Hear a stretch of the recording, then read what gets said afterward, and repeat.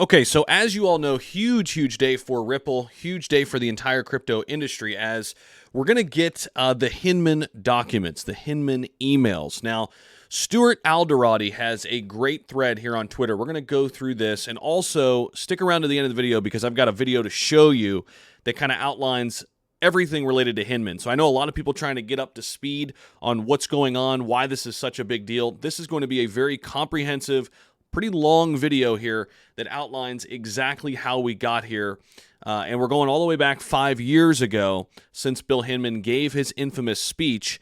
And through the SEC's lawsuit against Ripple and 7 different court orders, we can finally share what happened behind the scenes through the now public emails and drafts of the speech. This came out early this morning from Stuart Alderati. So with all of that being said, let's dive into the Twitter thread first. And then we're going to share the video. And then also Brad Garlinghouse chiming in as well, the CEO of Ripple. So all of that going to be in this video.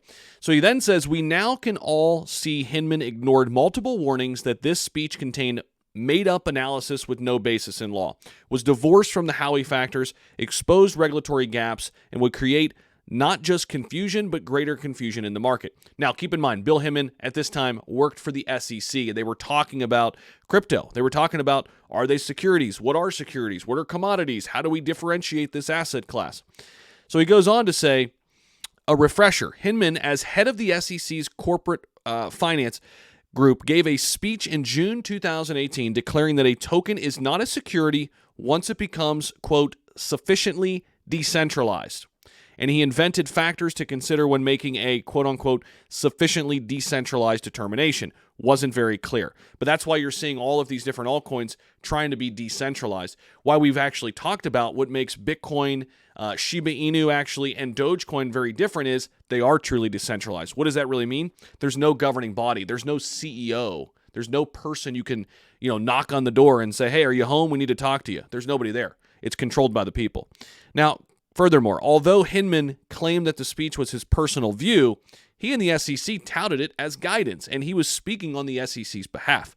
Then SEC Chair Jay Clayton publicly pointed to it. He said, despite the SEC repeatedly flip-flopping on the significance of the speech itself in litigation, it remains on the agency's website, so it must be a pretty big deal. And there's a reason why they didn't want this information out, right? Think about it. He says, now let's look at what senior SEC officials directly said to Hinman about his speech as he was drafting it. Head of Trading and Markets said, because the list of factors is so extensive and appears to include things that go beyond the typical Howey analysis, we have more concerns that this might lead to greater confusion on what is a security. Hinman ignored these concerns, even though they were legitimate concerns. T&M directly asked Hinman to tie his newly invented factors, quote, more closely and explicitly to the Howey analysis. Again, Hinman ignored this suggestion altogether. How about the quote? How about the advice from the Office of General Counsel? They called this factor legally irrelevant. They say, has this person or group retained a stake or other interest in the digital asset such that it would be motivated to expend efforts to cause an increase in value in the digital asset? Hinman kept it, never changed it. T&M and OGC noted Hinman skipped over the threshold jurisdictional question of whether a digital asset meets the legal standards of a security. He jumped to asking whether SEC oversight could, in Hinman's view, be beneficial. Hinman again ignored this regulatory gap. Now on June 4th, Hinman wrote that he didn't see a need to regulate Ethereum as a security and would call Buterin later that week to confirm our understanding. On June 12th, OGC expressed its reservations about including a statement directly about Ether in his speech because it would make it difficult for the agency to then take a different position on Ethereum in the future. ETH remained as a cited example. So, what should happen now? Well, first, remove the speech immediately from the SEC's website. This is, again, coming from Stuart Alderati, a chief legal officer at Ripple, over 35 years of experience legally. He then says an investigation must be conducted to understand what or who influenced Hinman, why conflicts were ignored, and why the SEC touted the speech knowing that it would create, quote, greater confusion. And finally, Hinman's speech should never again be invoked in any serious discussion about whether a token is or is not a security. Unelected bureaucrats must faithfully apply the law within the constraints of their jurisdiction. They can't, as Hinman tried, create new law. This is all coming from Stuart Alderati. Now, let's go all the way back up to the front end of this and listen to this breakdown in this video. This will give you a better understanding and a better idea because everybody's kind of a different type of learner. You can kind of watch some of this rehash, but also they add some other nuggets here. And I'm going to turn it over. Check out this video, and we'll be back right after this plays. On June 14, 2018, then SEC Director of Corporation Finance William Hinman gave a high-profile speech where he declared that a token is not a security when it becomes, quote, sufficiently decentralized. But internal emails and documents show that senior SEC officials repeatedly warned Hinman that his speech wasn't true to the law and would greatly confuse the markets even more than they already were. Now, after more than 2 years and 7 court orders, we can finally share some of what we found in the Hinman speech documents. The SEC head of trading and markets warned Hinman that he was making up factors that, quote, go beyond the typical Howey analysis, as in not in the law, and that the speech could lead to not just confusion, but greater confusion on what is a security. Hinman ignored him.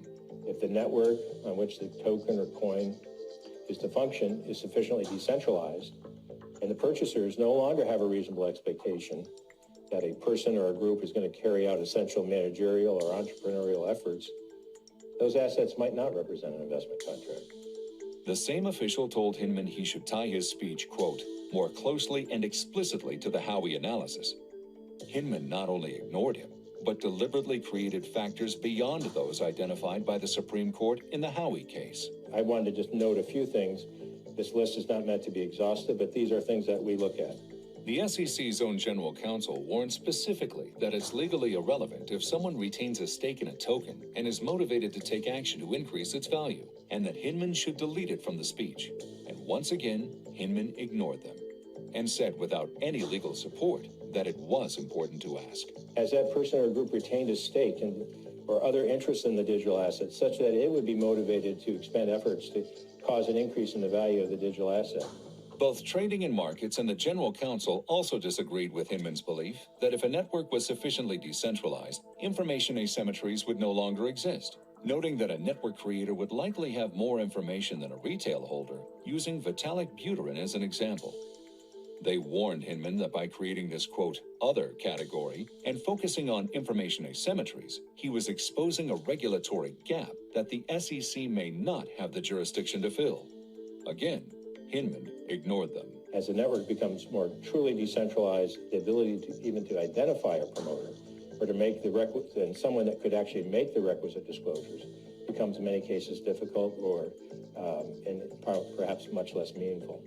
On June 4th, Hinman wrote that he didn't see a, quote, need to regulate Ether as a security, and set up a call with Ethereum's co-founder Vitalik Buterin later that week to, quote, confirm our understanding. On June 11th, the SEC's own general counsel advised against including any direct statement about Ether in the speech because it would be difficult for the SEC to, quote, take a different position on Ether in the future. The next day, Trading and Markets wrote that the statements about Ether were, quote, likely to create more confusion. Hinman ignored all of them and decided to make headlines, picking winners and losers instead. Moreover, putting aside the fundraising that accompanied the creation of Ether, based on my understanding of the present state of Ether, the Ethereum network, its decentralized structure, we believe current offers and sales of Ether are not securities transactions. The emails show that Hinman knew he wasn't following the law. He knew he was making things up. And he knew that his speech would result in greater confusion in an already confused market. But Hinman went ahead with the speech anyway. And the SEC, despite knowing all this, touted the speech repeatedly.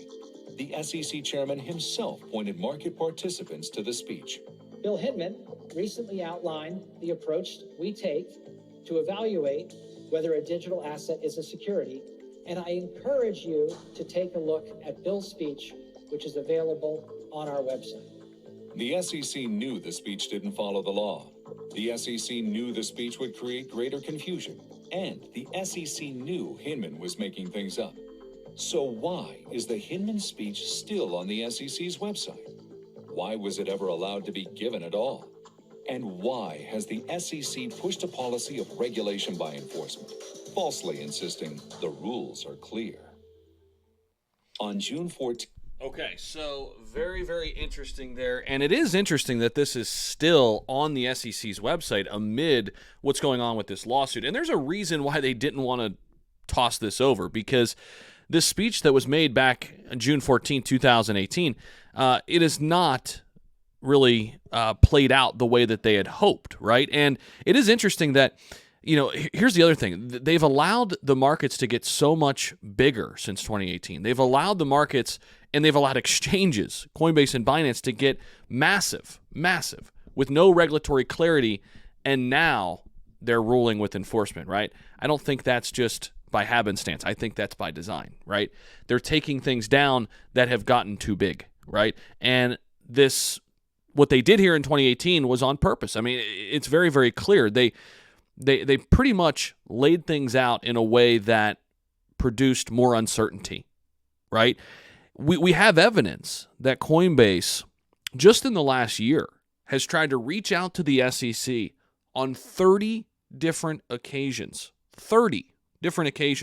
to seek regulatory clarity, to seek answers, to find out, hey, are we doing things the right way? Guess how many times the SEC returned their phone call or returned their email? 0. And now they have a lawsuit the SEC does against Coinbase. So what's going on here? Think about it, right? And here today, I think marks a huge stepping stone in this Ripple versus SEC lawsuit. We've been mentioning this since we started the YouTube channel way back in 2021. This is not just a XRP Ripple versus SEC lawsuit. This is much bigger than that. Brad Garlinghouse has said this as well. And speaking of Brad, he's actually responding to Stuart Alderati a little bit here on Twitter here today, and I want to bring you up to speed on what he said in response to Stuart Alderati's thread here. And if we go over to, let me zoom out here. I just had it up, but let me see if I should be able to backtrack and find it here. Where the heck is Brad's comments here? Let's see. Okay, let me just go to Brad's page because that's somehow trapped somewhere in the replies here. Brad Garlinghouse, let's see. And here it is right here. So he says, it's absolutely unconscious. Wait, what is that word? It's absolutely unconscionable. Conscionable. That's a good word, Brad. That a regulator, when presented with so much pushback on what he was about to say, how he compiled this fake test in the first place, decided to move forward anyway and throw an entire industry into chaos. For the SEC to sue me personally for allegedly selling unregistered securities when their own division had deliberately created confusion about this, well, I don't have a single polite word to describe this deplorable, politically motivated overreach. He says, seeing the depth to which the SEC has essentially weaponized the lack of regulatory clarity through enforcement actions since this speech was given, it's no surprise that we can call bluff on their claims to, quote, just come in and register as nothing but in bad faith. So, it seems as if the settlement could be closer than ever after a huge day here for Ripple. We'll see how the market responds. We'll see how XRP and the rest of crypto respond. We could take a quick look at it real quick, actually, before we head out of here. XRP is down slightly on the day, but did have a big pop in the price, actually, all the way up to about 56 cents before dialing back. We'll see kind of how this plays out the rest of the day. More will come on this story for sure, so make sure you guys are locked in. If you like this video, let me know down below by hitting the like button, subscribing if you haven't already. I know it was a rather long one, longer than usual, but a lot to unpack here with the Hinman versus SEC, or Hinman plus SEC versus Ripple XRP. All right, thanks, guys. Appreciate it. We'll see you in the next one.